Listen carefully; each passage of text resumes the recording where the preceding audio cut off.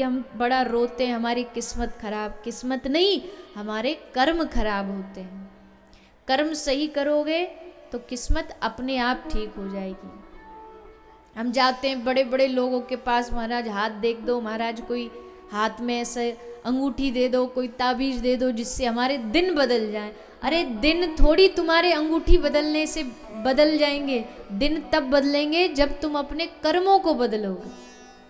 माताओं को ये खासकर थोड़ा सुन लेना चाहिए, क्योंकि जो माताएं होती हैं ना, ये बड़ी भोली होती हैं, किसी के भी जाल में फंस जाती हैं। कोई भी आके इनको जरा थोड़ा तंत्र मंत्र बता देता है तो ये बस उसी में फंस जाती है। हाँ महाराज सही कह रहे हो एकदम। और कोई कोई उसमें बड़ा वो थोड़ी लगता, हाथ देख करके किसी भी मैया को इतना सा बोल दो, अरे मैया तू तो सबके लिए बहुत कुछ करती है, तू तो जब से इस घर ससुराल में आई है तब से इन्हीं के लिए की जा रही है, पर इन लोगों को तेरी कद्र नहीं है। तो मैया कहेगी हाँ महाराज एक नंबर की बात कही। ऐसा ही है, जब से आई हूं कोई मेरी यहाँ इज्जत ही नहीं है, मर गई इनके लिए करते करते, कोई मेरी तो इस घर में कोई औकात ही नहीं। और किसी भाई का हाथ देख के भाई ये बोल लो, भैया बड़ी मेहनत करते हो तुम, पर पैसा टिकता नहीं तुम्हारे पास। हाँ महाराज सही कह रहे हो। क्यों? क्योंकि उनको पता है कि सबको जितना भी कमाओ वो कम ही लगता है। ये एक ऐसी टोपी है जो सबके सर पे फिट बैठ जाती है। ये दो चार ऐसी बात हैं सबके फिट बैठ जाती है। अब किसी से भी कह दो भैया आपके शरीर में बड़े दुख है, तो सबको ही दुख है, किसको नहीं है? आज के ज़माने में ऐसा कौन है जिसको शारीरिक दुख नहीं है? किसी के घुटनों में दर्द है, किसी के कंधा में दर्द है, किसी के बीपी है, किसी को शुगर, ये सब शरीर की पीड़ा तो है ही। कोई तन दुखी, कोई मन दुखी, कोई धन बिन रहे उदास, सबको है, अलग अलग वैरायटी के दुख है। तो इन सब चक्करों में मत पड़ो, बस कर्म पे भरोसा रखो और भगवान का नाम लेते रहो। भगवान का नाम लेते रहोगे तो ठाकुर जी तुमको खुद किसी जग जंजाल में झंझट में फंसने ही नहीं देंगे। तो कर्मों को सुधारना, क्योंकि कर्म ही है जो आप कर्मों से लाख बचने की कोशिश करो पर कर्मों से बच नहीं पाओगे। कर्मों का परिणाम तुम्हें भुगतना ही पड़ेगा। जो व्यक्ति जैसा कर्म करता है उसको वैसे दंड नरक के रूप में मिलते हैं। जैसे आप जिस देश में रहते हैं उसका एक कॉन्स्टिट्यूशन है, उसका एक संविधान है। रेड लाइट नहीं क्रॉस करोगे, नहीं तो इतने रुपया का फाइन लग जाएगा, सीट बेल्ट पहन के चलोगे, आदि आदि कितने सारे नियम हैं। किसी का हत्या कर दी, मर्डर कर दिया तो फिर जज साहब हमें दंड देते हैं। ठीक वैसे ही प्रकृति के भी कुछ नियम हैं, इनको जो तोड़ता है प्रकृति उसको दंड देती है। उस दंड का नाम ही नरक है। श्रीमद् भागवत जी में 28 प्रकार के नरकों का वर्णन किया है। कोई व्यक्ति चोरी करेगा उसको नरक मिलेगा, झूठ बोलने वाले को नरक मिलेगा, अभिमान करने वाले को नरक मिलेगा, पर स्त्री गमन करने वाले को नरक मिलेगा, आदि आदि सब जो नरक हैं उनके बारे में शुकदेव जी ने बताया है। दूसरों को कष्ट देने वाला, पशुओं को मारने वाला, चींटी मकोड़ों को मारने वाला, इन सब के लिए दंड व्यवस्था बनाई गई है। ये सब दंड उनके लिए हैं जो पाप जानबूझ के करते ही रहते। किसी से एक बार कोई गलती से पाप हो गया तो उसका पश्चाताप भी है। उसका पश्चाताप क्या है? उसका पश्चाताप है एकमात्र हरि का नाम। भगवान का नाम जाप करने से सारे पापों का नाश हो जाता है।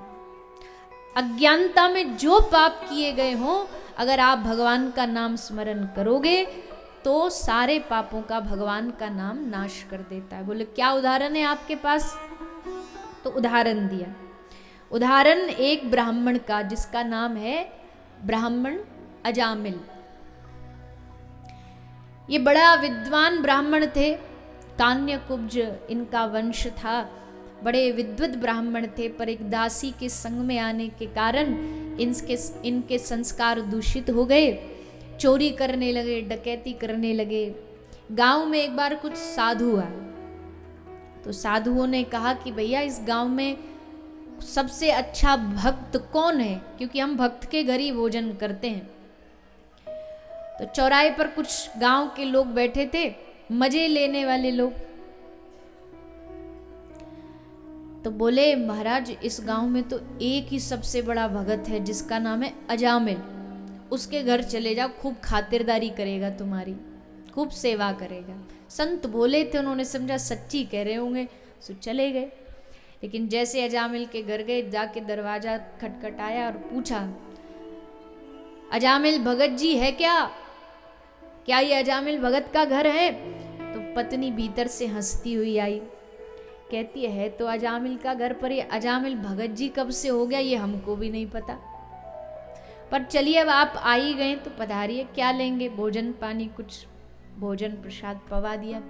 अब जब भोजन पाके जब जाने लगे तब अजामिल का आना हुआ, और जैसे अजामिल ने देखा कि संत आए घर में, बस एकदम क्रोध में लाल पीला हो गया, क्रोध में एकदम भरा। अरे संत घर आए तो इसमें प्रसन्नता की बात है कि इसमें क्रोध वाली बात है? पर जो लोग अज्ञान है वो क्या समझे संतों की महिमा। क्रोध में भर के बोला किसने इनको भीतर घुसने दिया? पत्नी बोली अजी थोड़ा शांत हो जाओ, जाने दो इनको, फिर जो बोलना है बोल दें। पर संत भी अड़ गए, बोले भैया भोजन तो हो गया, पर भोजन के बाद संतों को दक्षिणा भी तो, क्या दक्षिणा दोगे? अजामिल बोला रुकिए, ये जो आपके हाथ में आपने अपना थैला झोला, ये लठिया, ये लोटा, ये सब पकड़ा है ना, ये अभी तक लुटा नहीं, मैंने लूटा नहीं, यही आपकी दक्षिणा है।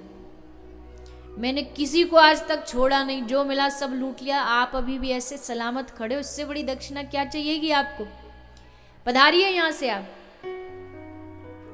संत ने कहा कि ऐसे नहीं जाएंगे, तेरे घर का अनाज खाया है, और संत जिस घर का एक अन्न का दाना भी खा ले, उस घर का उद्धार करने का कर्ज संत के ऊपर आ जाता है।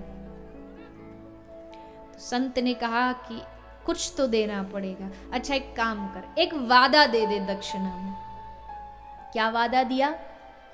तेरी पत्नी गर्भवती है तो तू, हमें मालूम है, अपनी दिव्य दृष्टि से हम देख सकते हैं इसके घर में तेरे घर बेटा होगा, तो तू उसका नाम रख देना। क्या नाम रख देना? जोर से बोलिए।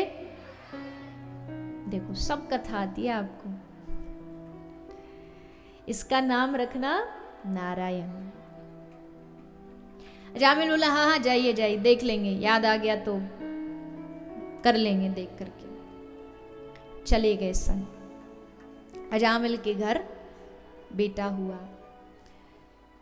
याद आ गई संत की बात और नाम रख दिया नारायण। बस एक संत की बात ने अजामिल का पूरा जीवन बदल दिया। इसीलिए कहते हैं अच्छे लोगों का संग करो, संतों का संग करो। पता नहीं कौन सी बात कब बुद्धि में बैठ जाए और कब जीवन बदल जाए, कौन सी संत की बात दिल से लग जाए, कुछ नहीं पता। तो नाम रख दिया नारायण।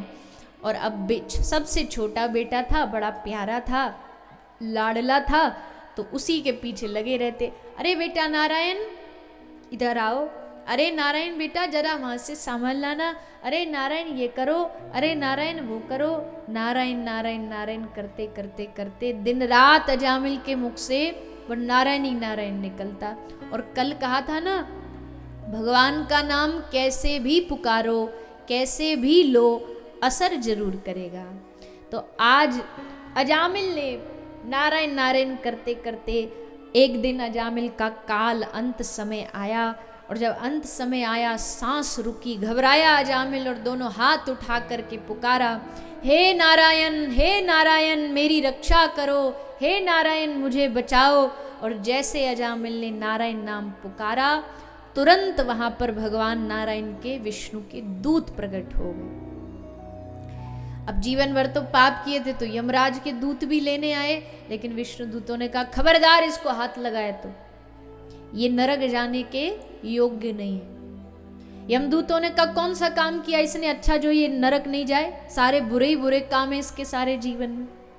बोले कितने भी बुरे काम इसने किए हो जीवन में, लेकिन एक काम इसने सबसे अच्छा किया, जन्म जन्म मुनि जतन कराई अंत राम कह आवत नाही। जन्मों जन्मों तक भजन करने के बाद भी अंत समय में जीभ से राम नाम नहीं निकलता है, पर इसके मुख से निकला, इससे बड़ा पुण्यात्मा धरती पर कोई नहीं हो सकता। अंत समय में राम नाम कृष्ण नाम जीव पर आ जाना, ये बड़ा लगता बड़ा सरल है। कई लोग कहते हैं जी पूरा जीवन भजन करने की क्या जरूरत, जब मरेंगे तो मरते मरते एक बार राम बोल देंगे बन जाएगा काम। मृत्यु के समय जीवन में जितने पाप किए सब याद आते हैं, उस समय भगवान का नाम उसी को याद आएगा जिसने जीवन भर किया होगा। जिसने जीवन में बस पैसा धन दौलत परिवार के पीछे भागा, उसको वही याद आएगा अंत समय, भगवान याद नहीं आएंगे। लेकिन अजामिल के मुख से राम नारायण नाम निकला, बस विष्णु दूतों ने कहा अब ये नरक जाने का अधिकारी नहीं है, इसको यहीं छोड़ करके जाओ। यमदूत भी छोड़ करके गए, विष्णुदूत भी छोड़ करके गए। तब अजामिल को लगा कि आहा क्या शक्ति है नारायण नाम में, इतनी शक्ति कि बिना जाने बिना उसका भाव जाने मैंने नारायण नाम लिया तो इतना उद्धार हुआ। अगर यही नारायण नाम में श्रद्धा और भाव से लूंगा तो सोचो इसका क्या फल मुझे प्राप्त होगा। बस अजामिल उसी दिन से भगवान की भक्ति में भजन में लग गए।